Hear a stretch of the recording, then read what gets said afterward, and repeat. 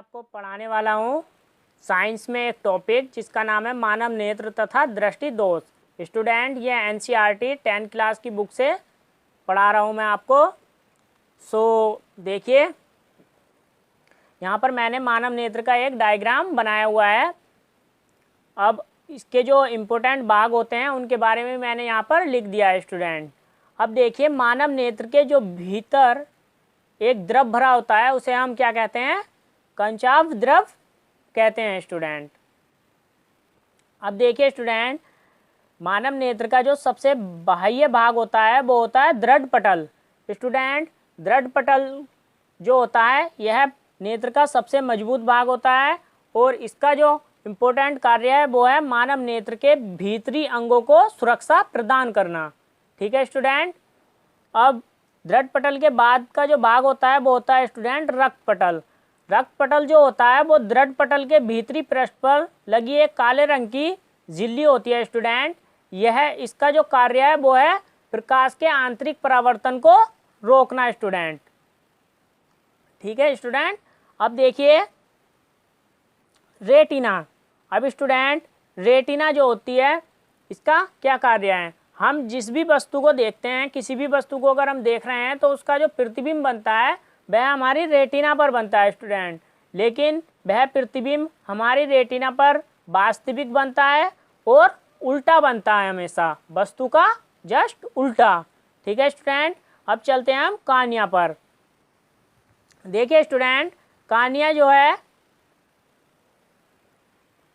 देखिए student, cornea जो है स्टूडेंट, कार्निया से हमारे नेत्र में जो प्रकाश प्रवेश करता है वह हमारे कार्निया से होकर ही प्रवेश करता है स्टूडेंट। कार्निया के बाद जो नेत्र का भाग होता है वो होता है आइरिस। आइरिस जो है स्टूडेंट, वह कार्निया के पीछे एक रंगीन एवं अपारदर्शी झिल्ली का पर्दा होता है जिसे आइरिस कहते हैं स्टूडेंट। अब देखिए स्टूडेंट, आइरिस के बाद जो हमारा नेत्र का इम्पोर्टेंट भाग है वो है नेत्र लेंस। स्टूडेंट, ये लेंस यहाँ पर लिखा हुआ है हमारा, ये इस तरीके से देख रहे होंगे आप, नेत्र लेंस। तो देखिए स्टूडेंट, नेत्र लेंस जो होता है यह अपारदर्शी उत्तक का बना द्विउत्तल लेंस होता है स्टूडेंट। नेत्र लेंस जो होता है स्टूडेंट वो पारदर्शी उत्तक का बना द्विउत्तक लेंस होता है, द्विउत्तल लेंस। ठीक है स्टूडेंट। अब देखिए स्टूडेंट, हमारे नेत्र में जो इसके बाद इम्पोर्टेंट भाग होता है वो होता है पित्त बिंदु। पित्त बिंदु जो होता है स्टूडेंट वो होता है, पित्त बिंदु जो होते हैं स्टूडेंट वो होते हैं रेटिना के बीचों बीच एक पीला भाग होता है जहां पर बना प्रतिबिंब सबसे स्पष्ट दिखाई देता है, इसे पित्त बिंदु कहते हैं स्टूडेंट। अब देखिए स्टूडेंट, अंध बिंदु। अंध बिंदु जो होता है स्टूडेंट, रेटिना के जिस स्थान को छेद कर दृष्टि तंत्रिकाएं मस्तिष्क को जाती हैं वहां पर प्रकाश का कोई प्रभाव नहीं पड़ता। इस स्थान पर प्रकाश सुग्राह्यता शून्य होती है, इसे अंध बिंदु कहते हैं स्टूडेंट। ठीक है स्टूडेंट। अब मैं आपको इसे परिभाषा में लिख करके बताने वाला हूँ स्टूडेंट। ठीक है स्टूडेंट। अगर आपको ये समझ में आ गया हो तो आप इसका स्क्रीनशॉट ले सकते हैं। चलिए स्टूडेंट, अब मैं आपको इसे थ्योरी में लिख करके बताने वाला हूँ। देखिए स्टूडेंट, यहाँ पर मैंने लिखा हुआ है मानव नेत्र। मानव नेत्र के बारे में मैं आपको बताने वाला हूँ। नेत्र एक प्रकार का प्रकाशिक यंत्र है। इसका लेंस प्रोटीन से बने पारदर्शी पदार्थ का बना होता है स्टूडेंट, और यह एक कैमरे की भांति कार्य करता है स्टूडेंट नेत्र। ठीक है स्टूडेंट। अब हम देख लेते हैं नेत्र के इम्पोर्टेंट भागों के बारे में। मुख्य भागों के बारे में लिखा हुआ है कि मानव नेत्र के कौन कौन से इम्पोर्टेंट भाग होते हैं स्टूडेंट। तो देखिए, पहला होता है दृढ़ पटल, फिर रक्त पटल, फिर रेटिना, कॉर्निया, आइरिस, नेत्र तारा, नेत्र लेंस, अंधबिंदु, पित्त बिंदु। स्टूडेंट, ये मानव नेत्र के इम्पोर्टेंट भाग होते हैं। अब देखिए स्टूडेंट, फर्स्ट नंबर दृढ़ पटल। दृढ़ पटल क्या होता है स्टूडेंट? दृढ़ पटल नेत्र के भीतरी भागों की सुरक्षा तथा प्रकाश के अपवर्तन में सहायता करता है स्टूडेंट। ये मैंने आपको अभी बताया है कि दृढ़ पटल का क्या कार्य होता है। अब देखिए स्टूडेंट, दूसरे नंबर पर जो है वो है रक्तक पटल।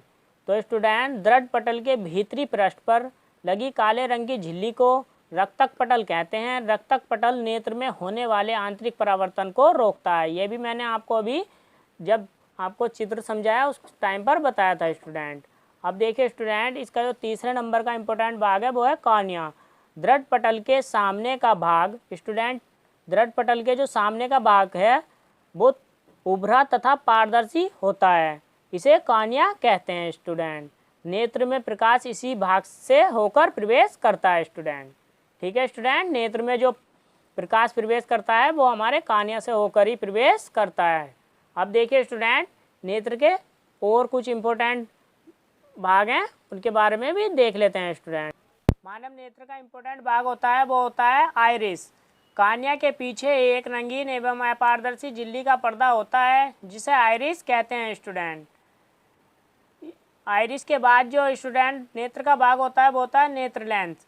आइरिस के ठीक पीछे पारदर्शी उत्तक का बना द्वि उत्तल लेंस होता है जिसे नेत्र लेंस कहते हैं स्टूडेंट। नेत्र लेंस के बाद का जो भाग होता है नेत्र का वो होता है रेटिना। रेटिना पर वस्तु का प्रतिबिंब बनता है। यह प्रतिबिंब वास्तविक तथा उल्टा बनता है स्टूडेंट। वस्तु का बिल्कुल उल्टा बनेगा। अगर हम कोई वस्तु सीधी देखेंगे तो उसका प्रतिबिंब हमारे रेटिना पर कैसा बनेगा स्टूडेंट? सीधा नहीं बनता, उल्टा बनता है। प्रतिबिंब पित्त बिंदु। अब स्टूडेंट, रेटिना के बाद का जो हमारा इम्पोर्टेंट भाग है मानव नेत्र का वो है पित्त बिंदु। रेटिना के बीचों बीच एक पीला भाग होता है जहां पर बना प्रतिबिंब सबसे स्पष्ट दिखाई देता है, इसे पित्त बिंदु कहते हैं स्टूडेंट। अब स्टूडेंट, पित्त बिंदु के बाद इसमें एक और इम्पोर्टेंट भाग है वो है अंध बिंदु। अब स्टूडेंट, अंध बिंदु को भी देख लेते हैं। अंध बिंदु रेटिना के जिस स्थान को छेद कर या भेद कर दृष्टि तंत्रिकाएं मस्तिष्क को जाती हैं वहां पर प्रकाश का कोई प्रभाव नहीं पड़ता है। इस स्थान पर प्रकाश सुग्राह्यता शून्य होती है, इसे अंध बिंदु कहते हैं स्टूडेंट। ठीक है स्टूडेंट, लिखा हुआ है दूरदृष्टि दोष। दूरदृष्टि दोष क्या होता है स्टूडेंट? देखिए स्टूडेंट, जब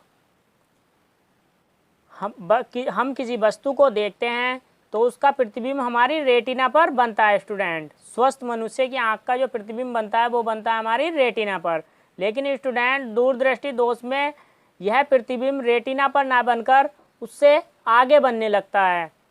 तो स्टूडेंट, जिससे क्या होता है कि जो हमारे नेत्र का लेंस होता है उसकी फोकस दूरी बढ़ जाती है और लेंस की जो क्षमता होती है स्टूडेंट वो कम हो जाती है, जिससे हमारे नेत्र में दूरदृष्टि दोष होता है स्टूडेंट। अब देखिए स्टूडेंट, इसे मैं आपको परिभाषा के अकॉर्डिंग बता दूं। दूरदृष्टि दोष से पीड़ित व्यक्ति को दूर की वस्तु तो स्पष्ट दिखाई देती हैं परंतु पास की वस्तु साफ दिखाई नहीं देती, इसे दूरदृष्टि दोष कहते हैं स्टूडेंट।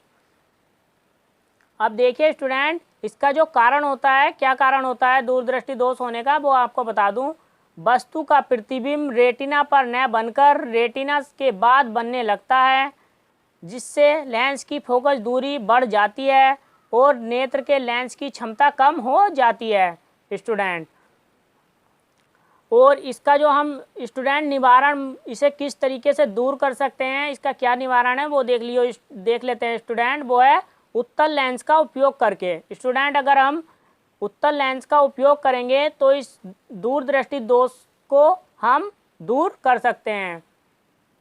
ठीक है स्टूडेंट, उत्तल लेंस का उपयोग करके इस दोष को दूर किया जा सकता है। अब हम पढ़ने वाले हैं दूरदृष्टि दोष। स्टूडेंट, मैं आपको पहले डायग्राम्स के माध्यम से इसे समझा दूं कि ये क्या होता है। देखिए स्टूडेंट, जब हम किसी वस्तु को देखते हैं तो उसका प्रतिबिंब हमारी कहाँ बनता है? रेटिना पर बनता है। लेकिन स्टूडेंट, निकट दृष्टि दोष में क्या होता है कि यह प्रतिबिंब रेटिना पर न बनकर उससे पहले ही बनने लगता है, जिससे क्या होता है लेंस की फोकस दूरी कम हो जाती है और लेंस की जो क्षमता होती है वो बढ़ जाती है स्टूडेंट। अब देखिए स्टूडेंट, इसे मैं आपको थ्योरी से समझाता हूँ। इस दोष से पीड़ित व्यक्ति को निकट की वस्तु तो साफ दिखाई देती हैं किंतु दूर की वस्तु साफ दिखाई नहीं देती।